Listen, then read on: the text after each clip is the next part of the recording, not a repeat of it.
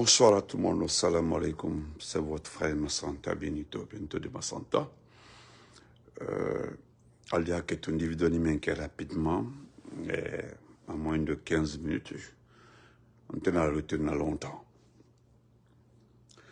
Je vais interpeller ici un individu, un vieux qui a raté sa vie, qui s'appelle Maurice Sanda Kouyaté, communément appelé Ouya Sanda. Dieu merci, les personnes qui nous demandent de se rallier derrière un candidat pour faire, selon eux, faire barrage à Mamadi Doumbouya, vont comprendre à travers la sortie de ce vieux que le jeu est déjà fait. Mais bien avant ça, je vais me permettre de lire deux plumes ici de M. Adraman Keita. Et c'est pour dire à monsieur Fofana, l'imam Fofana, de cette grande mosquée qui a interpellé, comme on appelle Mamadi Doumbouya, de libérer, de pardonner, de libérer les prisonniers politiques, les prisonniers. Frère Ahmad Djenab, comment vas-tu? Amadou, comment vas-tu, frère? Maréchal, respect à toi. Vous savez, je vais parler tout de suite là. Les gens vont me dire, Massanta Benito, vous prenez tout comme négatif. Vous voyez tout en négatif. Moi, je ne vois pas tout en négatif. Mais, je voulais dire à l'imam qui a interpellé Mamadi Doumbouya,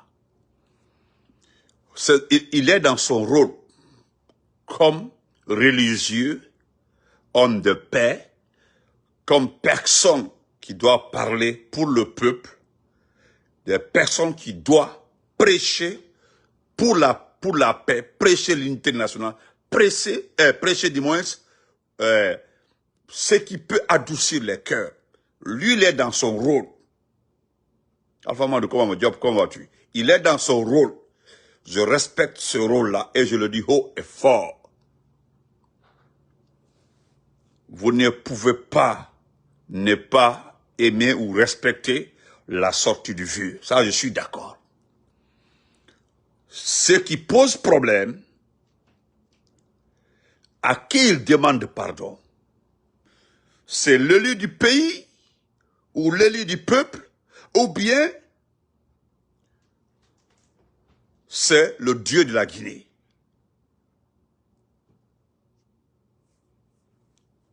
Parce que ce qui est fondamental, c'est que le monsieur, l'imam en question qui a demandé pardon, frère Madoutia, merci, comment vas-tu? Celui qui a demandé pardon, il l'a dit, et c'est ce que nous avons dit avant ici. Si vous voyez que le pays est dans cette situation aujourd'hui, si vous avez vu l'état économique, l'état de santé même mentale de ce pays-là, c'est dû au comportement de certaines personnes qui ont décidé d'envoyer leurs compatriotes en prison, qui ont décidé de régler leurs comptes avec certaines personnes. Si vous voyez aujourd'hui, les uns sont en exil, les autres sont en prison, c'est par le voulu des proches de Mamadi Doumbouya ou ceux qui ont décidé de profiter de cette transition pour régler leurs comptes. Vous savez, moi, je vous ai dit que je ne suis pas émotif. L'émotion, moi, je ne suis pas émotif. Je fais la lecture cohérente de ce qui est vrai. Frère Abdallah Bango, salam alaikum. Et voilà pourquoi j'ai dit que l'imam est dans son rôle.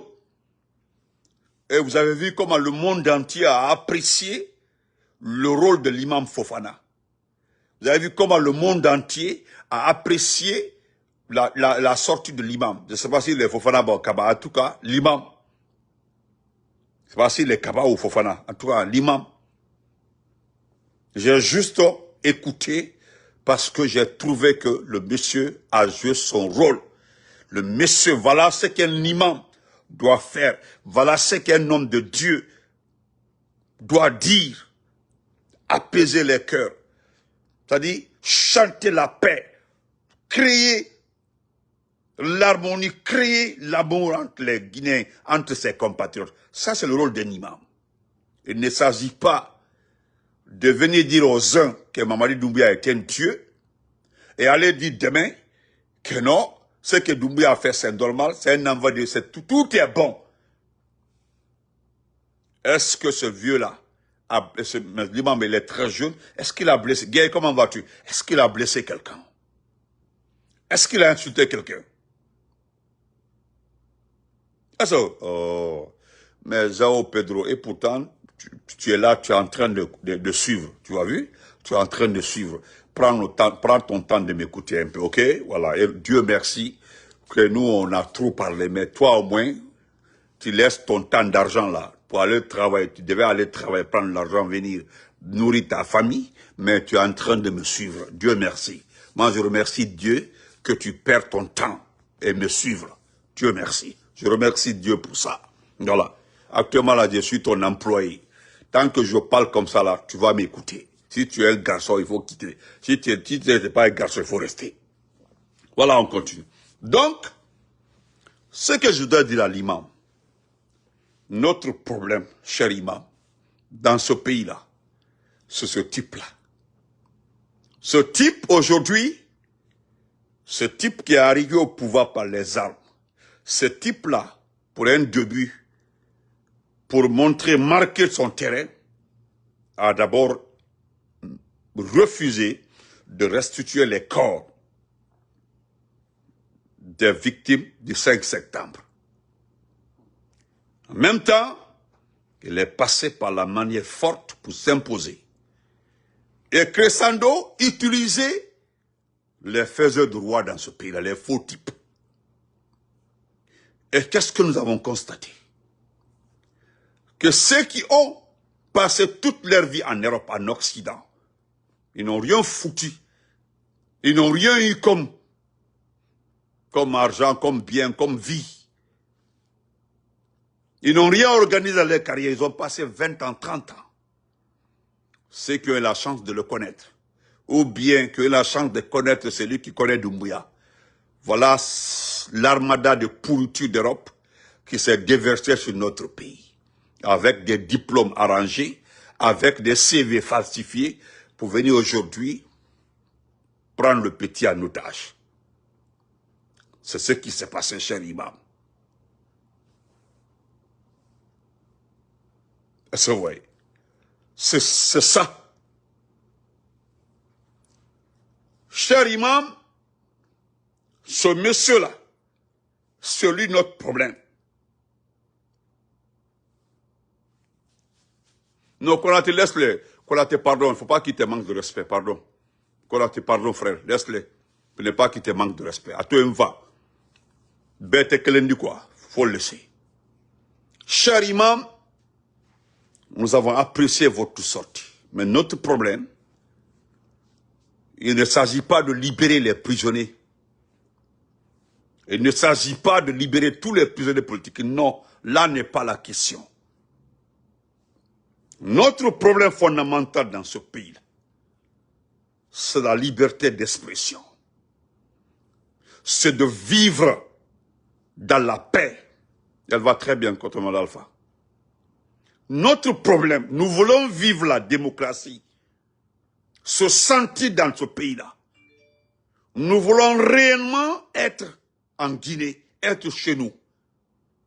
Parce que tu peux être libre, mais ne pas être libre. Tu ne peux pas être sur le territoire guinéen, que tu ne peux pas parler, tu ne peux pas critiquer, tu ne peux pas revendiquer, tu ne peux pas demander, tu ne peux pas t'associer. Si tu dois t'associer, tu dois parler, tu dois critiquer, tu dois... Tout ce que tu peux faire de légal, de légitime en tant que citoyen dans une démocratie, tu n'as pas le droit de le faire.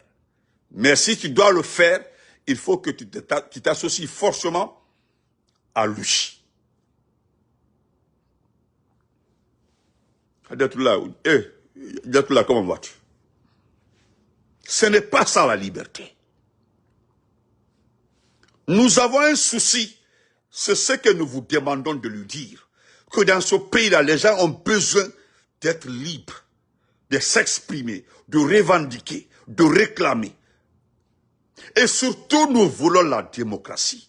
Nous voulons des élections dans ce pays-là, où chaque Guinéen, parce que c'est le peuple qui est souverain, c'est à lui de choisir qui doit être maire, c'est à lui de choisir qui doit être député, c'est à lui de choisir qui doit être président, parce que c'est au nom d'eux là que le président doit parler, c'est au nom d'eux là que le député doit défendre, c'est au nom d'eux là que le maire doit parler. Mais on ne peut pas être libre, et dans un pays où on est là, on ne peut pas parler. Il n'y a pas d'emploi, il n'y a aucune activité. Si tu veux manger, tu veux avoir un peu de sous, il faut que tu te lèves pour aller mendier devant la porte de la famille de Doumbouya. Si tu dois avoir mendié, il faut que tu supportes un ministre, ou bien la maman d'un ministre. Si tu dois avoir de l'argent, tu dois avoir une activité, il faut que tu te lèves pour aller dire que Doumbouya, hein?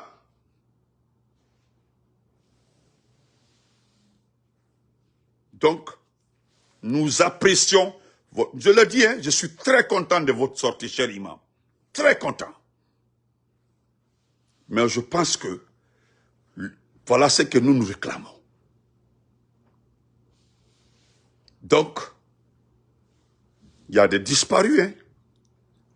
Il y a des disparus. Comme j'ai été interpellé, voilà pourquoi je vous interpelle encore. Comme vous avez le courage, sans manquer de respect, c'est-à-dire vous avez une technique que nous apprécions parce que vous n'offensez personne, vous dites ce qui est normal. Vous avez vu, ils ont signé la vidéo. Mais attendez, mettez les cœurs. Attendez, je vais couper. Peut-être c'est le gars là qui a signalé ma vidéo. Attendez, voilà. Il est où? Il est où? Il est où? Il est où? Voilà. Merci, c'est lui. Je pense que c'est lui. Attendez, je vais le bloquer parce que ce que je lui ai dit là, il a eu honte. Voilà. Donc, il a signalé la vidéo.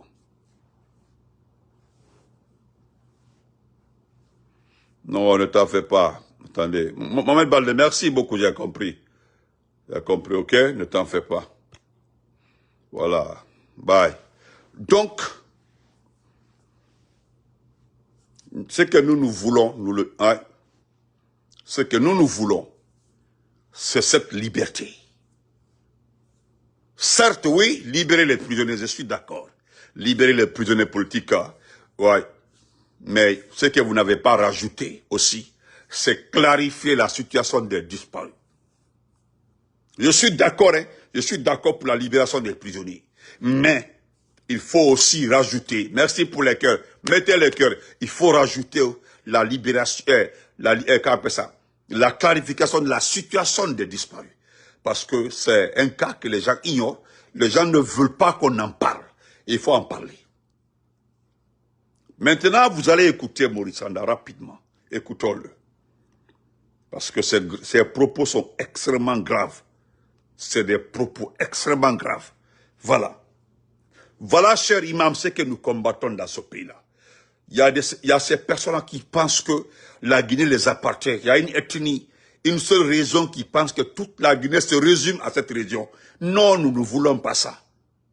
Comment un vieillard comme ça, âgé de plus de 80 ans, je peux dire 75-80 ans, peut dire que les autres candidats là sont des bagasistes. Il y a un qui a insulté, qui a traité les autres journalistes de microbes, de peste, de bactéries. Aujourd'hui, on se réveille, il y a un autre qui qualifie les autres de bagasistes. C'est grave, hein? Écoutons et puis on se quitte. Écoutez, on se quitte. Nous ne voulons pas la libération simplement des prisonniers politiques. Ça fait partie de notre combat. Mais ce que nous demandons dans ce pays-là, cher imam, l'ensemble de tout ce qui veut de ce pays-là, parler à ce petit-là, à ces fanfarons qu'on appelle Mamadi Parjur, de libérer l'espace public, de laisser les gens respirer. Ce pays-là nous appartient. Le pays-là n'est pas pour ses parents, c'est pour tout le monde. Mais il en fait aujourd'hui une propriété privée. Voilà notre combat. Nous voulons la démocratie, l'expression libre, voter, élire nos députés, élire nos maires, élire le président de la République.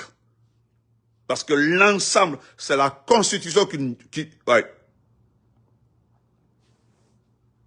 Donc, on y va. On va écouter ce perdu-là.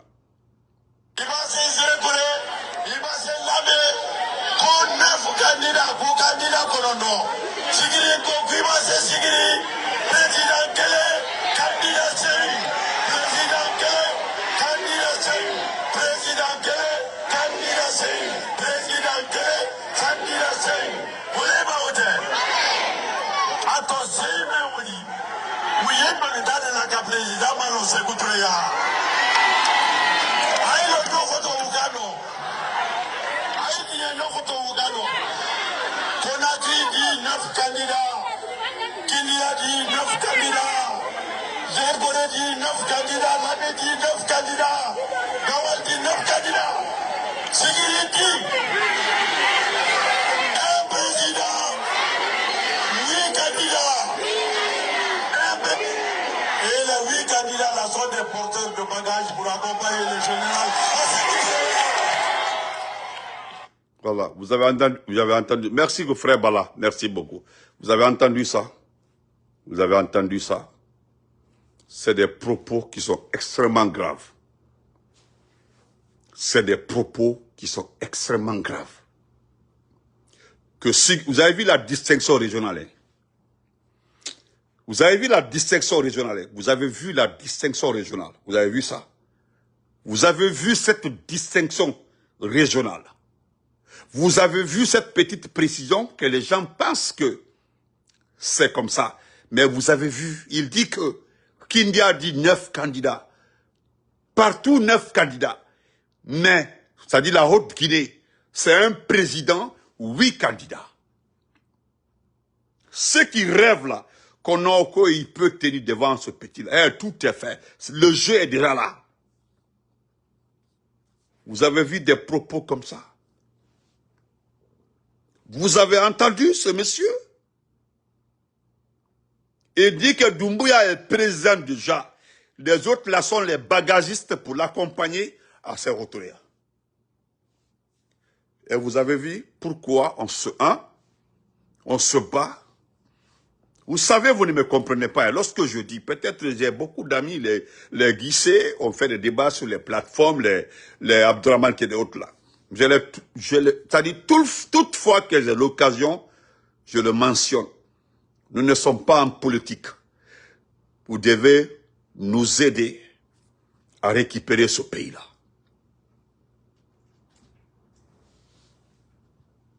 Vous comprenez? Vous avez entendu ça? Vous savez ce qui me rend... Pourquoi je suis fier du Manding?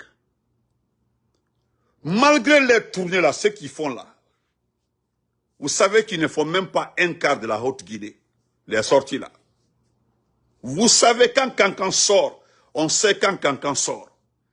On sait quand Sigri sort. Nous on sait quand Kerwani sort, on connaît. Quand Kisdou sort, Gegedou sort.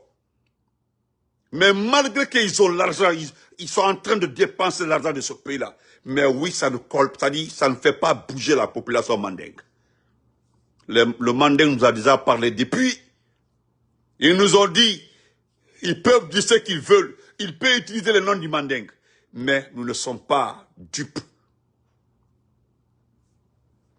Celui qui vous parle comme ça là, il est le chef de la diplomatie de notre pays. Normalement, il ne doit pas tenir des propos comme ça.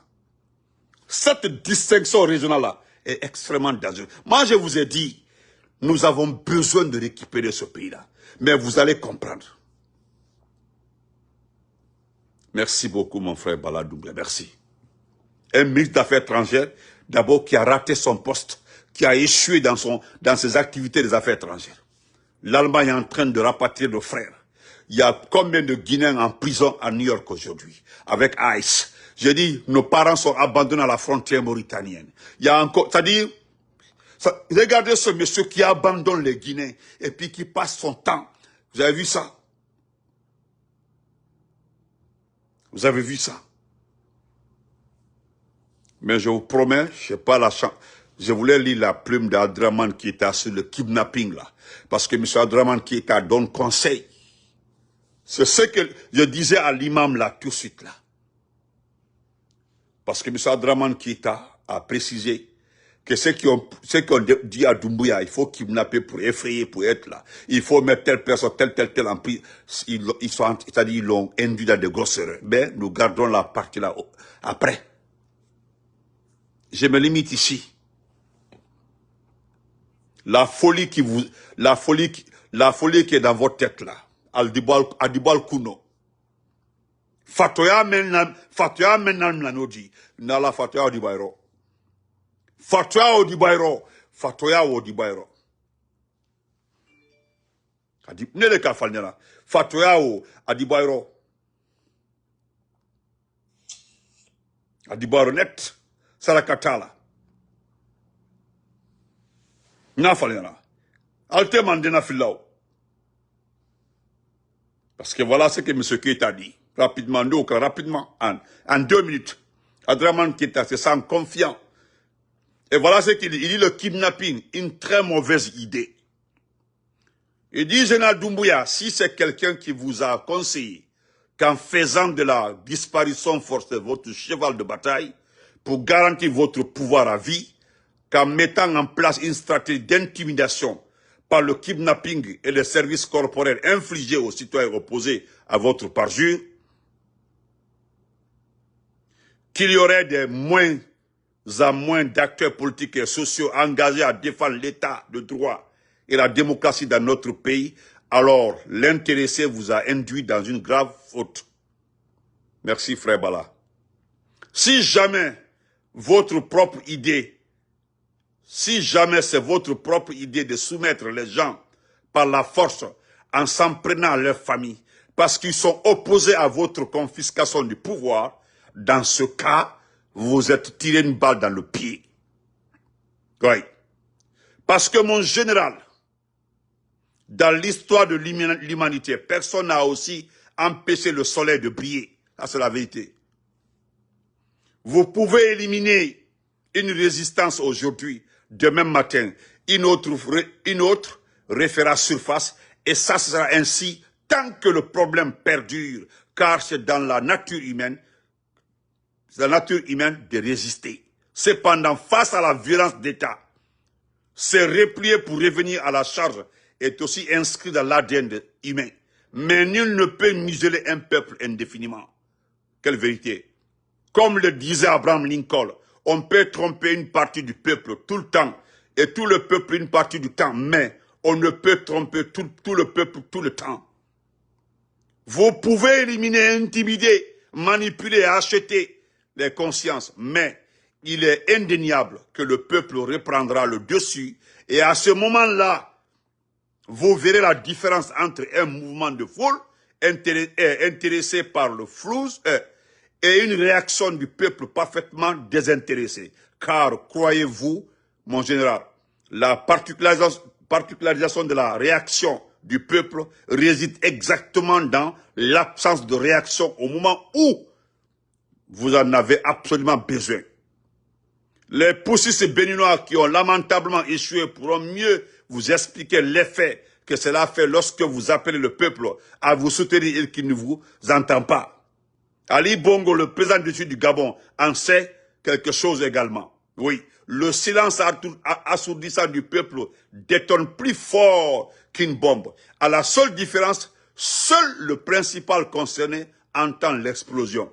La vérité finit toujours par triompher.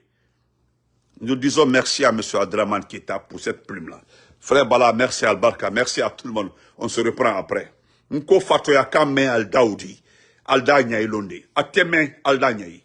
Vous allez respecter les gens dans ce pays-là. Nko aba ulomina, alta foka mala ulama, parce que aymen bekra ay kala ulama. On se reprend après. On se reprend sur TikTok, Inch'Allah.